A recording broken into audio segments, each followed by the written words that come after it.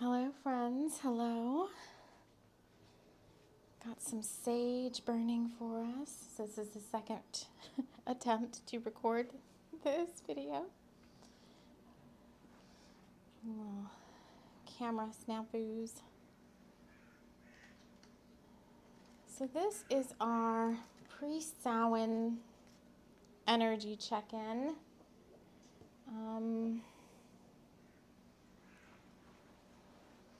I would say this video kind of goes from now until the new moon in Taurus, which is on the 4th of November. Welcome, friends. So what we're going to do today is, I thought we would bring back something fun. So before we get into all the logistics of what we're going to do, let's just invite in the guides that are here to support us as I wrap us all in love light and light love. I invite in the spirit guides who are supporting me, supporting you on your journey as you listen to this video or audio, wherever you're catching this. I want to thank everyone who's been listening to the show, no matter where it's at. You could be coming from a podcast provider, Audible, iHeartRadio. I don't know, we're all over the place. I forget all the places that we're at. Or you could be coming and listening on YouTube. I want to thank some of you in our family, new members to the family, who have sent me beautiful emails just introducing yourself and saying how much the show has actually helped you on your journey. And so that's very, just makes me feel really good. It's very kind of very humbling, but makes me feel very good. I don't know why. Like, this show has been going on for quite some time now. And sometimes, you just kind of wonder, like, is anyone getting anything out of any of this stuff? So when you guys write me like that, even if I don't have a chance to respond to every one of you, please know that I am have so much gratitude for your kind words and comments and everything you share with me about your journey. I do read through all of that. And some of you have sent like really cool suggestions of things that you're reading or watching or listening to, which is really fun too, because then I can go, a lot of things I haven't heard before, and I can kind of go like check those things out too. So I really appreciate that. So what we're going to do today is we're going to go back to doing energy stories a little bit. So these are channeled stories that I write. Later on, they do become books, but the chapters, what's in them, the metaphors and things that, speak to us, that Spirit is speaking to us through these stories, are indicative of what is happening right now in the energy. And this particular chapter, so I'm going back to Mabon and Murder. If you're not familiar with that, you may not have been. I did an episode a while back, 2 or 3 weeks ago, where I live online channeled in the first few chapters of Mabon and Murder. But these chapters stand alone, so you don't have to be familiar with it. But Bringers of the Light is something on the show that we've been working with for over a year now. With Abigail and Dakar and Polly Williker. So Abigail and her twin flame divine counterpart Dakar, her coven members, Polly Willikers, and her cat familiar Scratchy, and some of the other members of the coven like Timbre, and then Timbre and Jameson, Rockaway Point as their set point. It's a northern coastal etherical town that was channeled in the quote coast of Ireland. We've been working with the Bringers of the Light a lot. We've had a lot of upgrades and updates through the Bringers of the Light, and I consider each one of you watching this a bringer of the light as well. So you're part of the Bringers of the Light team, part of the 144,000. However, whatever that means to you, it can mean different things to different people. Sometimes it's just a wake-up call. Sometimes it's a call to action. But each one of us is doing work on behalf of the bringers of the light, councils of light, call it whatever you will. But for the purposes of what we write here, it's just being called bringers of the light. It could be light worker, whatever you want to call it. Okay. So what we're going to do first is I did bring a couple of decks out to work with. These are all my decks. So I brought out Bubble Bubble and I brought out Happy Cloud. So we'll look at those in a minute and we'll shuffle into those in a minute. But what I wanted to do is read the energy story and here's why I'm doing energy stories too, just to kind of give you some context. Especially every time we come on, the energy is heavy. But this particular week up until the new moon in Taurus is particularly... the guides are saying, so Archangel Metatron, Archangel Michael are saying you can get into trouble if you don't watch out type of energy. And, but they also said and we've done some episodes on the show for this before, how can we make healing fun? Yes, the energy is heavy. Yes, we're all working with difficult situations, possibly difficult people, difficult relationships. I'm just using the word difficult. You can call it what you want. Our own shadow self could be giving us a hard time. That's what's happening to me the past few days. So it may not be that, somebody externally or something externally is getting to you, or something externally or someone externally could have triggered something. And now your shadow self is kind of pecking at you and trying to mess with you about it. It just all depends. It's just different for everybody, but that's kind of the energies that surround us this week. And so, yes, we have lessons to learn, we have healing to do, but where can we make healing fun? And I think for me, that's where these energy stories come in, because they're channeled, they're automatic writing, and the guides and the spirit friends that come through in these stories kind of help bring some levity and some fun to what's going on, so that it doesn't have to all seem like, constant shadow work. Because I did get some messages yesterday. I was a little unnerved by them, because it was okay, you have these manifestations that you're working on, and I'm talking about me and you listening. If you're listening to this is a message for you too. You have these manifestations you're working on, and guess what? It's the dark half of the year now, from Samhain to the winter, in this hemisphere, the winter solstice. And you're going to be going within and doing some more healing, some more shadow work, some more preparation for your manifestations. So no, your manifestations are not going to happen within the next 2-3 months, possibly more around the, oh my God, they're saying Ostara. Don't say that. They're saying the Ostara time frame, which is, what is that, April? So that's just kind of discouraging. So the fact that we're in preparation mode is somewhat makes me feel better. But I'm sorry. That's just a long time. So what can we do during this time of the year when it's slowing down time, or whatever, wherever you're watching this or listening to this?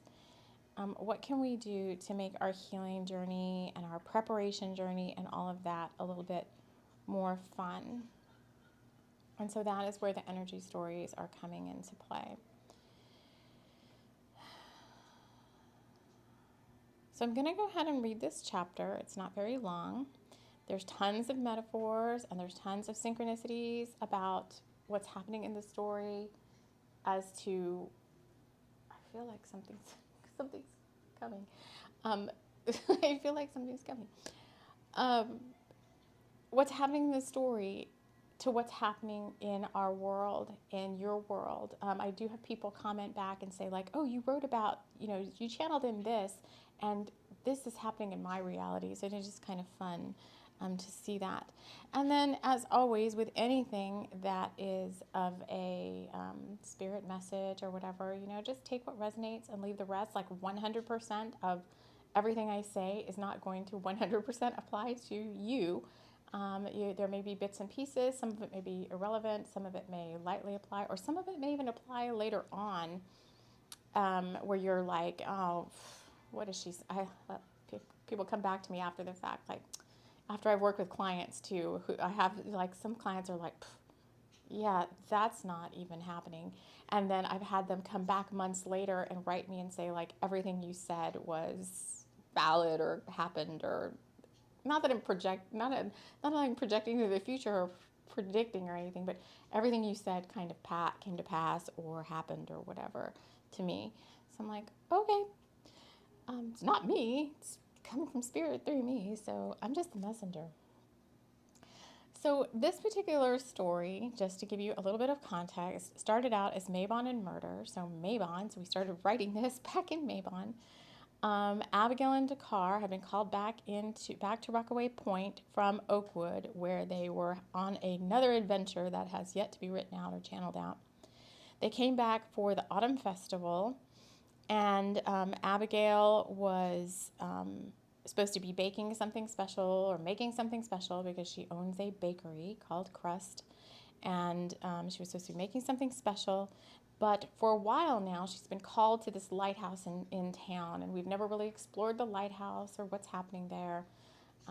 And so we pick up with Abigail looking at the lighthouse. Something had been calling her there ever since she and Dakar went to Brighty Isle, which Brighty Isle is a story in the series. All my books can be read for free. There's a link in the show notes and all that. Or all these episodes, too, Bringers of the Light, are on the podcast.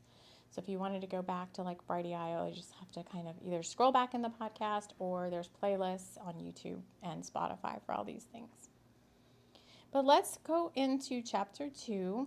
So Abigail and Dakar just got into town, and let's read this and see what metaphors we can pull out of what's happening here for what's going on now in the energies around us.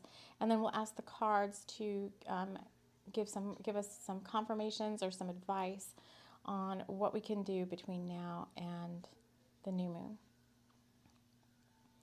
So this is chapter 2, Equally Delicious. Abigail walked past the lighthouse, and she decided it was time she met the owner. Someone had been living here for the past several years, and the thought of a lighthouse keeper intrigued her. There was only a few days before the Autumn Festival, but she had her latest creation all ready to go. It was to be a surprise event to her, as her guides had given her the recipe and asked her to throw everything in a large casserole, say a certain light-filled incantation, and then cover her eyes. Rainicourt, her trusty raven familiar, had been instructed to add the final ingredient, of which must remain hidden, even from you right now, dear reader or listener. Abigail was, on the day of the festival, to bake the entire crockery in the oven for 45 minutes and then take it swiftly to the judge's tent. She had won many a baking contest this way, but usually she was privy to what the final concoction would be. This time the guides remained mysterious, even to the last drop, wanting to surprise even her with its goodness. I feel like that right there has, sometimes I stop in the middle of this. I feel like that right there has something to do with what I just talked about with our manifestations taking maybe a little bit longer, because there's more that has to go into it, more ingredients that even you aren't privy to because you can't see the bigger picture. But apparently it's supposed to be like really good. So we'll see. For this magical treat held more than savory sweets. It had a special spell meant to drive out the person who had been knowingly, it's been said, putting poison in the town's drinking water, causing an uproar when several Rockaway Point citizens had taken ill after drinking sips of water from the town hall fountain. The town chemist had been called, but it was old Polly Willikers herself who had discovered the deed. It wasn't so much a poison that could kill as it was something of a truth serum. The two unsuspecting drinkers, having previously pledged their love to each other several hours before the water fountain drink, had, after taking those fateful sips, turned against each other with such truth speaking about this adultery and that second-hand woman that the whole town square had to cover their ears. Such was the defamatory nature of the words. So that's kind of like the 3D world, like what's going on in the 3D world. There's like a lot of stuff happening. 3D world, or what's external to you, like maybe you are encountering some of this type of behavior around you, or possibly with someone you know, or possibly it's just happening around you and you're seeing it. It was on that sunny afternoon, several days prior to this, that the incident had occurred. It had quickly spread across town and had taken note of our girl about town, Heather Happenstance. And Heather, in her zest for news coverage, had happened into the Chai House tea bar just in time to talk to Polly Willikers, who was having a trite tea before picking up her familiar Scratchy at the vet. So Heather Happenstance is she is girl about town, kind of like a roving reporter of Rockaway Point. And she does try to like cover like noteworthy news events. But you'll also find as we go through these stories that she's quite like the bumbling, she's very clumsy, and her heart is in the right place, but she doesn't always get the news story before something ends up like happening to pull her away from what's going on.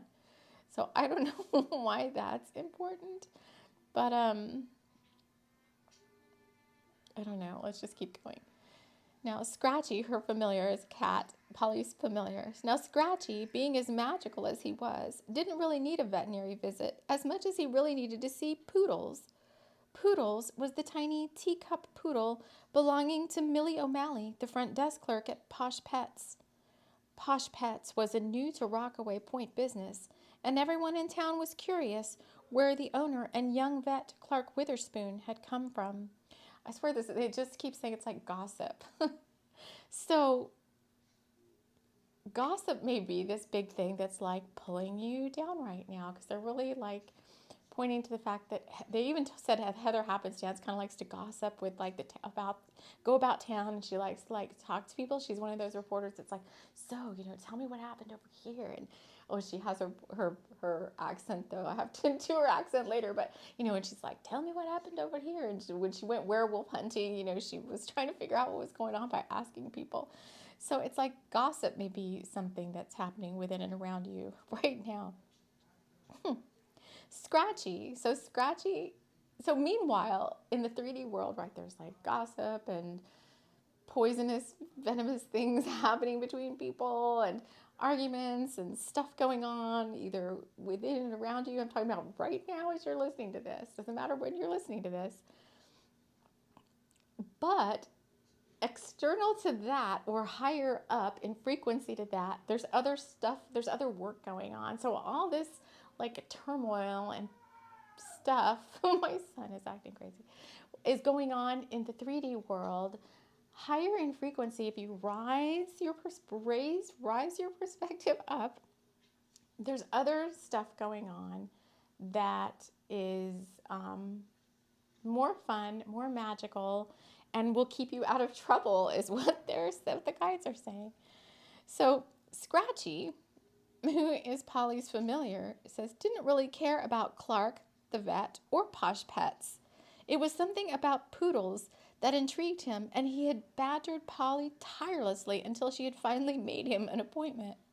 He's supposed to be like really old familiar. Never mind. So there, under the guise of hairball tummy troubles, Scratchy was making himself known. He would get to the bottom of this, even if he had to stay overnight. Okay. So I do want to acknowledge the Pleiadians are here. My blue ball is like this. Is a representative of the Pleiadians right now. But Pleiadians are always here with us, just kind of bringing some lighthearted fun to what's going on. So every time Scratchy comes in, it's very, to me anyway, I have a different sense of humor, but I just find that funny. So Scratchy was going to get to the bottom of Poodles. What's going on with this Poodles? Even if he had to stay overnight, something wasn't right in Rockaway Point. And if his mistress and the bringers of the light were too busy to notice, then by darn it, Scratchy would be the one to save the day. He actually has saved the day in, was it Pumpkin Pie Latte last year in October? Oh, you guys have to go back to that. Scratchy was the one that saved the day. Such high hopes for the 10-pound tabby. At least he looked like a tabby right now. Back with Abigail and the lighthouse, Abigail took a deep breath and knocked. The old lighthouse and accompanying dock creaked and groaned in the wind of a light storm blowing in off the coast. Whenever there's wind and storms blowing in these stories, just know that that's kind of like winds of change. So winds of change are coming, but between now and November the 4th, it's just going to be a little bit of a bumpy ride. The door remained closed, and the knocking didn't seem to have been heard. Abigail was just getting ready to leave when the door slowly creaked open. A hand appeared in the dark background, and a young woman's voice beckoned Abigail inside. "Come on in," the voice said in a sultry whisper. "I'm trying to save my voice for tonight," Sea-Star, a.k.a. Ramanda Beckonsworth, said from the other room. "I've got to broadcast tonight." Abigail had no idea what the girl was talking about. She had expected an old sea captain to open the door, not a sultry young voice actor. "My name's Abigail," Abigail said, wanting to be polite. She didn't know what had drawn her to the lighthouse, but she had been enamored by it for quite some time now. "Broadcast?" she said, perplexed. "Oh, you must not be from around here, then," Ramanda said, brushing her auburn bangs out of her eyes. "Yes, the radio station only broadcasts from midnight to 1 every night. I'm Sea-Star, your local AM radio host. I do a show called The Witching Hour. You should listen sometime. There's something for everyone about town." "How quaint," Abigail said, smiling. Although the word quaint wasn't usually in her repertoire, she liked this girl immediately. "I would love to hear the show," she said. "Stick around for a few more hours, and you can join me," Ramanda said. "Gets a little lonely around here sometimes." "Oh, I would love to, but I can't," Abigail said, feeling like she had known Ramanda forever. "Maybe another time. I'm working on a magical creation for the autumn festival, and I have to get everything ready for my booth. I'll be doing tastings from my shop. You should come see me there," she said, hoping that Ramanda would. Before Ramanda could respond, Abigail heard a familiar voice in her mind. "Come quick," Dakar telepathically said. "We've got trouble." "I've got to go," Abigail said, turning to leave. "My boyfriend needs me right now. Something weird is happening at the town square." How could she know all that from a simple pause in the conversation? Ramanda, who will call Sea-Star from now on, wanted to know more. Ramanda, having been an old family name and not one wildly liked by Sea-Star, had decided that this year she would legally remove herself from it. "Call me Sea-Star," she said, holding out her hand to Abigail. "Maybe you'll come on the show sometime and tell me and the viewers more about your magical talents." "Oh, that would be fun," Abigail said, really meaning it. But for now, duty called, and when the bringers of the light were activated, then something really sinister must be going on. So, the metaphors I want to touch on there, we talked about Scratchy already. So, higher up in frequency, stuff's happening that you may not see kind of with the naked eye. So your guides and familiars and angels and whoever you're working with, the universe, source, are doing things to help out. Now, this thing with poodles, I don't know what's going on there yet. And then it looks like Abigail kind of meets a soul sister. So there could be, down in the 3D, things happening with poisoned relationships or things being pulled out of your reality. But at the same time that's happening down there, because Abigail's the bringer of the light, and Abigail is like 5D reality or higher, whatever, multidimensional reality. She's meeting a soul sister or a soul family member, like somebody new that she feels like she's met for quite some time now. So while things may be removed down here, up here, you're being prepared to meet somebody to kind of take the place. So if something's removed energetically, whether it be a person, place, thing, job, whatever, something else always comes in to replace it. And if you have been doing your soul work, which if you're watching me, I know you have been to some extent, then from a higher frequency, you're going to get a better replacement. You're going to get a replacement part that's an upgrade to what was removed from you. And so that's kind of what you're preparing for. What we talked about in the beginning, where we said, well, it's going to take a little bit longer. Even Abigail doesn't even know all the ingredients that are going into this crockery, and they're magical ingredients. She puts them in, so you may have already set intentions. You may have already done a bunch of prayer or meditation or visualization or whatever, however you do your manifesting magic, incantation, spell work, whatever, and you put that in your cauldron, and now you have to, the worst part, it's the best part, but it's the worst part for like the human mind to mess with it. You have to like take a step back and trust that the other magical ingredients that are being added are just what you need for your manifestation. And then it still has to bake, like, right? She had to like bake it or something.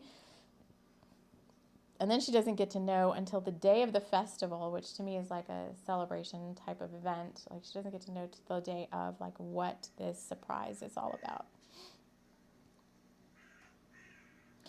And it looks like what we're saying here is bringers of the light are being activated because something really sinister must be going on. So I want to know from the guides that are here, like what else there is to say about that. We've talked about kind of some chaotic stuff going on in the 3D. We've talked about higher vibe stuff happening on our behalf. Some of it known to us and some of it unbeknownst to us, but definitely working on our behalf. Source and spirit and guides and angels all working on our behalf multidimensionally and in the higher realms. But the bringers of the light are being activated. So you are being activated to, got it. Stay in your light, stay in your power, stay as high vibe as you can. And believe me, it can be quite challenging right now to do that, depending on what situations are going on around you. But you've got all the tools that you need. So several days ago, I had a weird situation, and it was something that I was kind of, I don't know if warned is the right word, but I was told in advance that there could be like weird situations happening this week, like ones that would kind of leave you like, what the heck? And so a few days ago, like someone that lived around me approached me and asked me, just shared something with me, and I was like, what in the world is wrong with this person? And they wanted me to do something to make them feel better, basically, because this person, well, I didn't tell them that, but this person doesn't do their own healing work. They're an older person, and something that I was doing was making them feel bad, and it was making them feel bad because of an unresolved situation from their childhood. And so they were asking me if I could stop doing this thing that was making them feel bad, just because, like, as a favor to them. That's what they said. And so this person is an elder to me, and I wanted to be polite, and I wanted to do the best that I can without kind of tipping my own apple cart, so to speak. And so I kind of compromised and said I would, do kind of the best I could with what this person was asking me to do. Because I wanted to be helpful too, right? So I wanted to be a bringer of the light. I wanted to be light-filled. And when the person approached me, she was very sweet. But under it all, like just based on how my psychic senses work, like under it all, right away, not right away, but in retrospect, Spirit's like, this is why this is happening. This is what's happening within this person that's bringing this up. And, somehow you're just kind of caught in the middle of it. But so that's fine. I understood that. And I'm telling you guys this for a reason. So when things like that come to you, they're multidimensional in what's happening. So you have to be able, as a light worker, bringer of the light, or whatever you want to call yourself, whoever, witch, warlock, whatever you want to call yourself, I don't care. You have to be able to take a step back, and it takes some work, it takes some practice, and man, we really got good at this in the corporate world. Well, the company I worked for was very, I just can't explain how it was, but very like treating people very well, not being like overly politically correct or whatever that is, but everybody was kind of respectful. So I think I was trying to be respectful and be light-filled, and afterward, and so I spoke nicely. I kind of like didn't react right away. In hindsight, though, I was like, what in the world? Like, I didn't say it to her face. I did like Master Ko said. I was like, in my mind, it was like, Namaste. He says Namaste instead of Namaste. Kind of like, I see the light in you, but like, take you and your unhealed crap and don't give it to me. I don't accept it. I don't want it. He doesn't say that, but then in my mind, I was like, lady, I don't want your unhealed crap.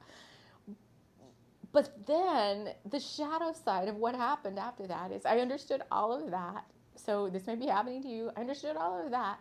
But for the past couple of days, my mind kept nagging me and nagging me and nagging me and nagging me. I mean, my mind, I'm a Gemini.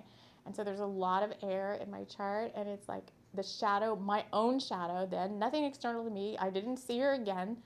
She went and did her thing. She lives very close to me. And my mind was like, well, what if you don't do this right? And what if you still do that thing? And what if you accidentally do that thing that's like making her upset? And what are you going to do then? And what is she going to do? And oh my God, on and on and on. Like for 2 days now, I've been dealing with this shadow side of myself, this whatever it is, that, and I keep like releasing it. I'm like, I don't care, release it to my guides. But that's where the heavy energy could come into. It might not be, it could be an external trigger that causes an internal thing to surface that you've got to deal with, that you've got to release, you've got to let go. And so I think the message here too is like, don't beat up on yourself about it. And we're all going through it together, all right? Just because I'm here speaking to you, I'm very tapped in and intuition turned on and channeling and talking to spirit all day long. And that's my work that I do and all of that. And, and I feel like I'm a spiritual leader or teacher or whatever. We all have our own crap. So sometimes when you're sitting there and you're listening to other folks on, these channels or spiritual teachers or whatever, and you think like, oh, they've got it so good or this, that, and the other, we're all in the same boat in our own way, all right? So I don't see myself any better than you because I could see these things happening with this person. Like, it just like your spiritual eyes, I'm sure, are open too, some more than others. Your psychic senses may be turned on, some more than others. You may have all these insights and things. So we're all going through this together, and you may have some of the same things coming up. None of us are exempt from having our own spiritual lessons and things to learn. So, when you see people on the screen who appear to have it all put together, like absolutely nothing's wrong, and they've got, they profess to know everything, and everything's fine, just spirit saying that's a facade. So for 2 days now, I have been wrestling with my internal shadow. It's like pecking at me like a crow or a raven, which to me represents the Morgan and internal shadow work and fears and all that. It's been pecking at me and messing with me about this situation. And I finally asked Source, I'm like, is this woman, well, I just asked my guides, like, is this woman projecting something onto me? And they're like, nope, it's all internal. And I was like, oh, dang it. Okay. So let's go ahead and just draw a few cards. Any more advice or anything else that the guides want us to know, that Spirit wants us to know between when you're listening to this and November the 4th. Okay, we've got one from Bubble, and they want me to flip over the bottom of the deck. And then I'm going to do Happy Cloud just because I like its face. Oh, see, that's the message. Yep. Okay. So the first card that came out from Bubble, oh, it's my favorite card. The first card that came out from Bubble Bubble is the very last card. I'm not gonna, it's just a story card. This is the very last card I made channeled in the deck. This is Bonfire. And this is about having fun at this time. It all goes back to having either love. All my decks are about love and fun. So this is a story card, and it is the group gathered around the fire circle to hear the tales of spooky ghosts, vampires, and cunning gnomes. Cheryl wasn't scared. She knew they were just stories. The ghost, vampire, and gnome watched the small group around the bonfire from their vantage point in the tall grass. The gnome smiled, and the vampire snickered as the ghost giggled at the sound of the silly stories. We get this card a lot. This is like, try to find some levity in it, just like I did with the energy story. For those of you that celebrate Samhain or, do stuff with your family or whatever for Halloween, like, try to just do something to lighten up your day. A place very close to me that within walking distance is having like a Halloween thing tomorrow night. Stuff for adults and kids. It's a really quaint little group of shops. And I told my son, I'm like, let's just walk over there and have some fun. Because even he's feeling the heavy energy too, which goes to our second card that came out, which is safety. Time to tighten, time to tighten those boundaries. Strong boundaries, and that is something I've really been working on. I'm just not completely there yet. I think it comes with a really super strong solar plexus and a fine line between being a bringer of the light and being trite, like that trite tea that Polly Willikers was drinking when Heather Happenstance went in our store. She was drinking trite tea, like the word trite, because it's like such a fine line. So back to the situation with this person, like I wish you would see my face. I'm sure it was just like, what the heck, lady, are you telling me? And if I had been a little bit more like 3D, I might have gotten like snarky. I don't know. Have I ever been snarky? I don't think I've ever been snarky. But in my mind, I was just snarky. It was like, what? And so tighter boundaries around some of these things too, to where they don't affect you as much. And it does come from a really strong solar plexus, which is something that I'm really working to build back up again. There was a time when I had a very, very strong solar plexus, and I was like, nobody's going to mess with me. And somewhere on the spiritual journey, it kind of like gets a little wobbly, and you have to, that's why I love Master Ko so much, because he's so like, you're just going to get it done. You're going to do your healing. And, and so this is kind of like, and I noticed, okay, look, this is the bottom of the deck. I'll show you. These are all yellow cards. I'm talking about the solar plexus. Can you even see those? Yeah. Yellow cards. And this was the bottom of the deck. Another yellow card. This one is Island Time. And which is you need to slow down. Which does also go back to hold on, let me see, how long have we been chattering here? Okay, which also goes back to the situations you may be finding yourself in during this time. This is another we're talking about self-mastery too, with this very strong solar plexus, tighter boundaries, and you need to slow down is all self-mastery. So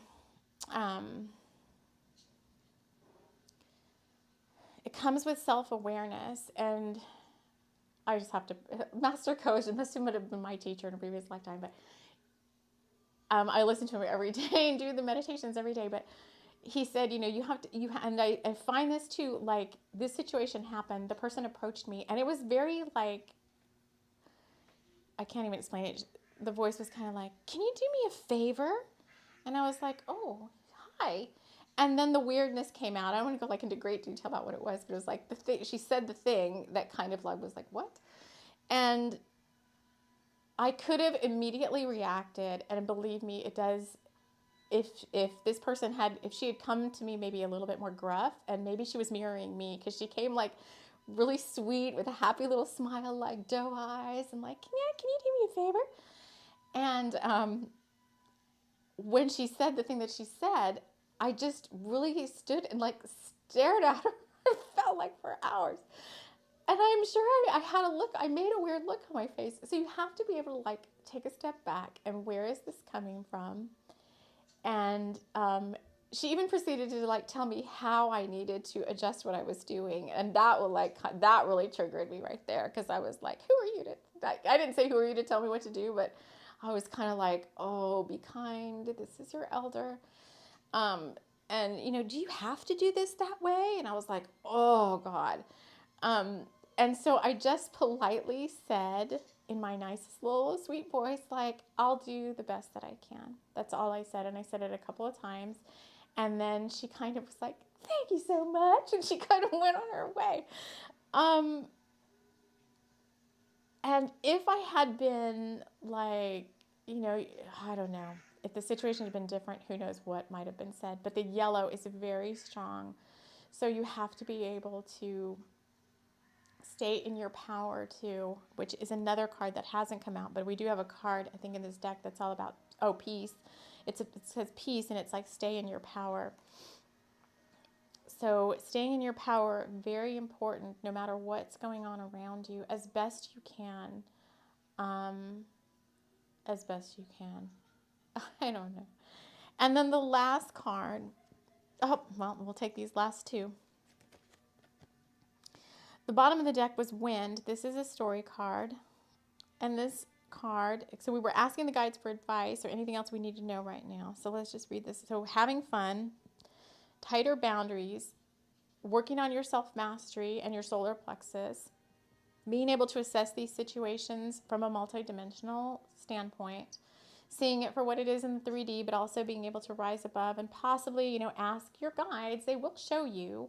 Like, you don't have to be super psychic or whatever. Like, ask your guides, like, so what is this situation really about, like, from a multidimensional standpoint? I mean, I know down here it's like this weird inane situation, or maybe it's,